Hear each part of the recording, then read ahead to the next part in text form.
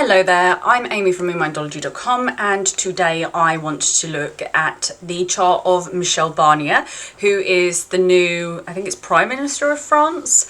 So they really snuck this guy in, and I think it's a little bit interesting that they formed coalitions to enable the left-wing parties to win and seemed to put a right-wing guy who has spent years working in Brussels.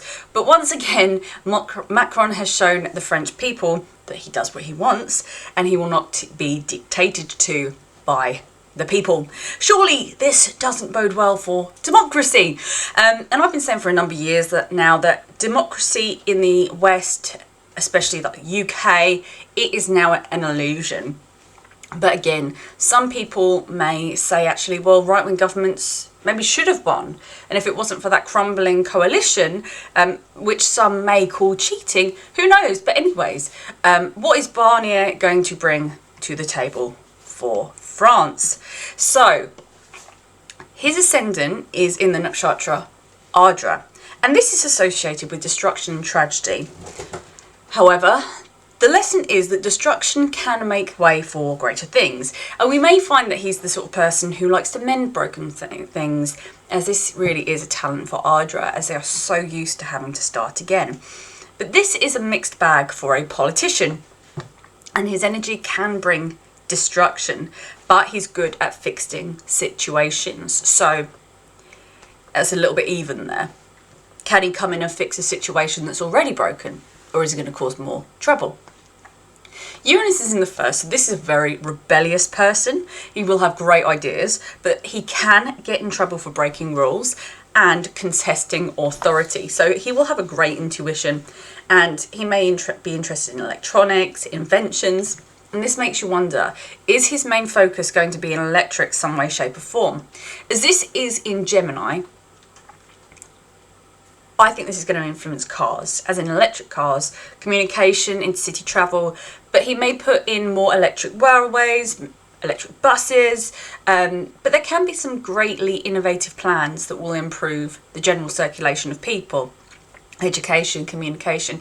And he's interested in his relationships with business partners, and he is devoted to his marriage. The problem is that he can give too much of himself and be too engrossed in business. Mercury and the Sun, they're in his 7th house, so this can give an overbearing partner who is also youthful but also good with communications.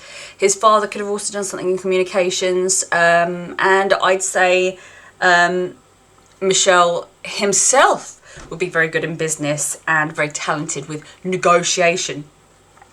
And that's why they put him at the head of Brexit negotiations. So he's very talented in trade as well as writing. And of course, Sagittarius is a sign of law, tourists and immigrants, and there could be a lot of communication on this point, as well as giving him a lot of force. And I think he could be really strong in making and passing laws that change foreign affairs, dealing with opposition, trade. And with this setup, I actually think this could be a real boon for France in uncertain times where our leaders seem to be desperate to take us into World War III before Trump gets in.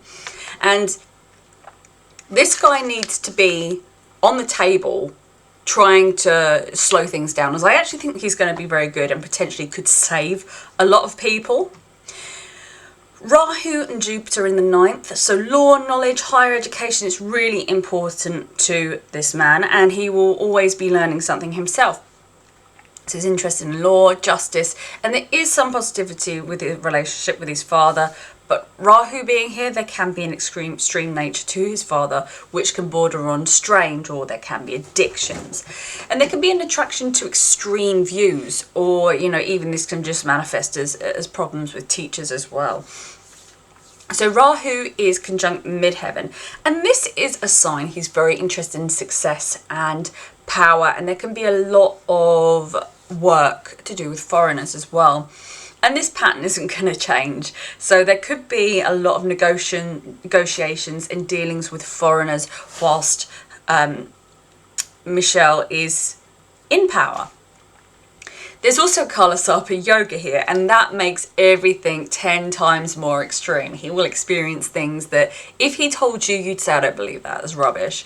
So this yoga intensifies all of the other yogas, and this Prime Minister, there's going to be a lot of turbulence, and it may not even be of his own doing, but there's energies that can be brought to the table that will be rather extreme. And France may find that it's involved in a lot of what is going to happen next on the geopolitical stage.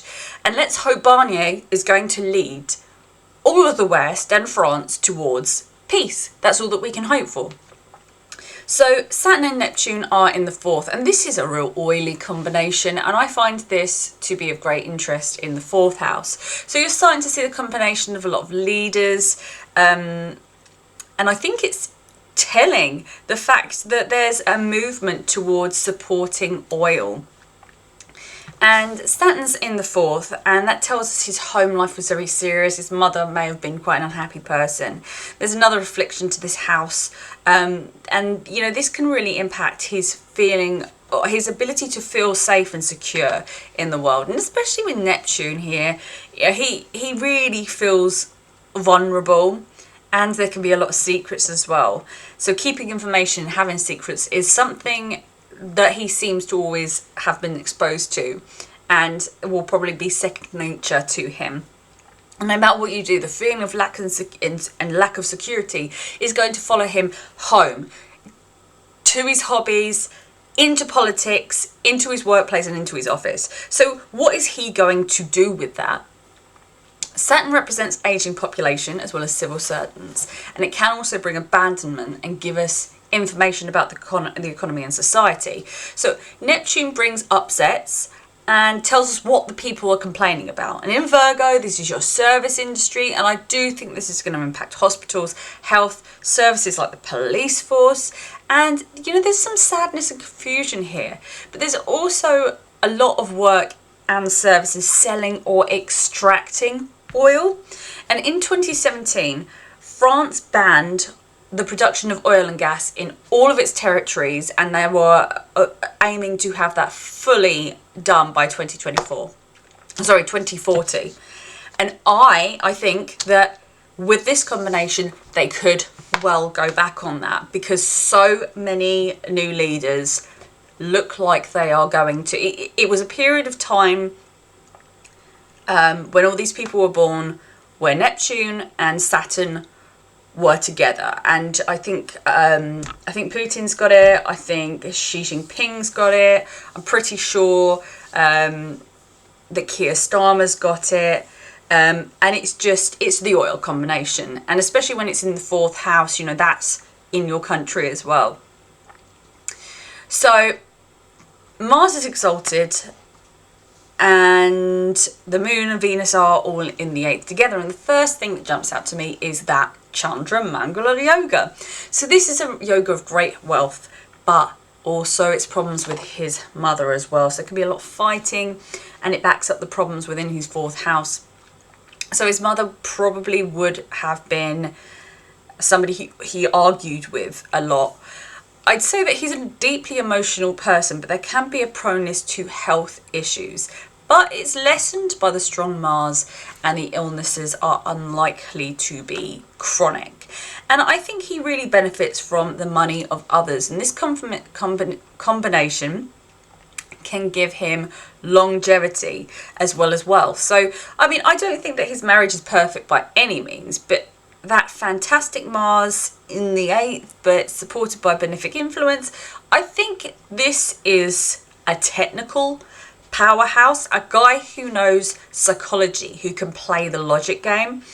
And Mars rules his friends and what he does and in the day, and his associates with public figures and being in the public eye as well. So that's really, really strong. And I've just noticed that exact opposition between Pluto and Mars, and this is ringing alarm bells. Mars is aggression, Pluto is nuclear, it's explosive, it's crazy, and this is a really aggressive combination. I don't think this bodes well. I don't like to see this in political leaders. So we also have a transit coming up at the end of the year from October till January 2025, where Mars and Pluto are going to be in this position, but the other way around in the sky. So Mars is going to be debilitated in Cancer and Pluto is going to be in Capricorn. It's not going to line up to the exact degree, and this opposition, this transit is going to take place around 5 degrees, but it's still enough to start causing mayhem for this man and for France, and especially when Venus is close to that degree as well. The 8th house is about debt, tax, crime, and all those wonderful, wonderful things. Capricorn is your government, your parliament, and your big business. So I think we're potentially looking at events that concern these things, national debt, as well as how big companies are going to be able to financially operate. Mars is very strong, so we can see a government that may be particularly hard, and there could be more money invested in military, which would make sense, as at the moment we've got a load of world leaders that are more interested about having a piddling contest. But we do have some other nice planets here, but it's still the 8th house, Moon and Venus. Now, the Moon is about the public, water, and of course, rules liquids, oil. Mars is cutting, so the Moon could be drilling for oil, drilling oceans, and it can also be mobilizing the public as well. Mars has this military energy, so we have this Venus here, and seeing as we have billionaires represented by Venus, and is this in the sign of business and government, I wonder whether many things may start to be brought back into government, because it's highlighting a problematic Arista Yoga here. So there can be problems with the government that may impact billionaires and the general public. And I wonder if there could be a massive tax on the rich. Perhaps, you know, there is Dana Yoga here, so this could give to the government, or it could be the other way around. Although I do think there is something going on with taxation. Is money could come from other people, as in inheritance, investments, and also your tax money. And I would say that this guy's probably always worked in politics, as the ruler of the 2nd of speech is in the 8th, so he can say scandalous things, keep secrets, and of course, tell really good lies. That there can be money made through questionable means as well. Problems in the workplace that can bring scandal as well. And there's something quite significant about this house, as it's the 8th, and it brings all the Dastana rulers together. So you can see your 6th ruler, your 8th ruler, your 12th ruler, and these are your evil houses that can bring harm. And equally, he has a Dana Raja Yoga, which is about power and money. So you get a really mixed kind of bag on this house. Mars is really strong, and it makes it, you know, that 8th house really strong, and he's going to be really good at getting the money of others. And I would say that his, you know, this is an ability to scheme, and you know, that's really desirable to the powers that have that be business and all of that. So it's probably why he's been put in place. Pluto is in the 2nd, and this can create a lot of problems in early life, which can impact his sense of security. And someone may have been very domineering or controlling, and as a result, there can be a low self-esteem. And of course, you can see that somebody who overcompensates for their lack of self-belief. And this can also be someone who's obsessed with money, as that is the idea of security and comfort that they're always chasing. But this is a void that cannot be filled, and you can't fill it with cash and possessions. You can try to, but it doesn't actually work. There is always a void. And I would say he's probably very power hungry as a result. And, you know, in a leader, I don't think that's a great thing. And if you also think about where Pluto is, it shows he will put a lot of pressure and he will exert his will in this area. This is Cancer. This is about property, family, nature, and nurture. And being in his 2nd house, I would say that he may work to put the housing prices up. There could be pressure on families so they don't feel so secure. And this could show us that nuclear energy is also going to be a big money maker for France under him. So I know that France was predominantly powered by nuclear energy, and I think they went back a bit on that. I think they're going to have to go forward on that as well. I think that France, looking at this guy, he can really diversify and get good deals on all of those energy productions. So I would say that actually energy could probably be more affordable in France than anywhere else. So K2 is in the third, and this shows us that he may be the youngest in his family, or there's a void where the younger sibling should be. So there could also be a death of a sibling at a young age with this placement as well. Although I don't think that this is quite extreme enough for that. But his time at school could have been equally problematic with bullying, or he could have just been the sort of person that learned in a different way. And it's very often associated with dyslexia and stuff like that. But it's also the house of bravery. So there is a strong will and, you know, an outside of the box kind of thinking. And what is interesting is that Leo represents your leaders, your countries with wealth, and your upper classes. And then when K2 is here, it can create kind of illusions and loss. And I don't think that this is actually going to bode well for the overall finances of France. So he could invest too much in his great ideas or cause problems, but he could also cause problems for the ultra rich. And I just get this feeling that he might bring services back under public ownership. But overall, I think he's going to be interested in investing in new technology, and he will follow his intuition. And I don't think it's going to be all that great for upper classes, and they may find themselves being heavily taxed. But I do believe that there's going to be a push for oil, and this man may play a part in calming tensions around the world. But there's also something potentially aggressive happening. But I do believe that this may happen within the government. Barnier has been openly critical of Macron, and you know you could see some tensions between them. But he's a very rebellious person. And I imagine wherever he goes, he indiscriminately argues with any authority, because that's very much a Uranus thing to do. Looking at his dashas, he's currently in the dasha of Mercury on Rahu, so this is activating his powerful D10, so his career is going to be looking strong until May 2025. And this is probably why he was put into place as the Prime Minister. And if you look at his 9th house, where his midheaven is, his Rahu is sitting right at the top of the chart. And this is activating his career as well. And he is in the grand cycle of Mercury, contracts, foreign affairs, dealing with opponents. And I think this is going to be his top priority until August 2027. He doesn't really have a lot of transits. So he's got Jupiter trining Mars, it's solid for politics. And I think it will give him a lot of strength.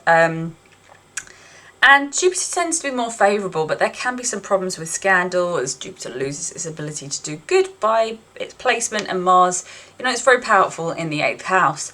But this could be quite mixed, and he could have some success in his career, but equally there's some scandal as well. And then Jupiter trines the moon, and this happens in December, then once again in March 2025. And this can bring a lot of emotions, and I am wondering if that is negative, but it could also bring money to him as well. And this is in the 8th house, so there could be something behind the scenes, something secret going on. And then on the 16th of March 2025, Pluto is going to transit his Venus, and this could be really significant, and this could bring scandal as well as endings. He could also experience a sense of betrayal as well. He could have problems in his marriage, with women in general, and this activates an Arista Yoga. So there could be a lot of problems, but there's also a Viprita and a Dana Yoga here, so he can gain from unfortunate events. But it could also bring some really negative events and potentially illness as well. So I think it's going to be an interesting time in France. There's going to be a lot of turbulence, a lot of talk about energy. And let's hope that 8th house actually is going to help the people of France and, you know, not pull it into scandal or problems. But thank you very much for watching, and I will see you next week. Thank you so much. Bye.